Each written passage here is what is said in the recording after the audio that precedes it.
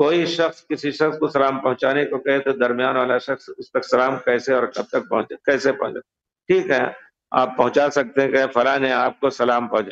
پیارے رسول کو کہے کوئی آپ عمرہ کرنے جا رہے ہیں، ہمارا پیارے رسول کو سلام پہنچائیں، یہ بدعت ہے، یہ بدعت ہے۔ لیکن زندہ آدمی کے لیے کوئی کہے کہ مکے میں یا کہیں بھی کوئی ہمارا دوست ہے وہ ملے گا تو ہمارا سلام پہنچانا، یہ صحیح ہے، کیونکہ صحابہ ایسا کرتے تھے۔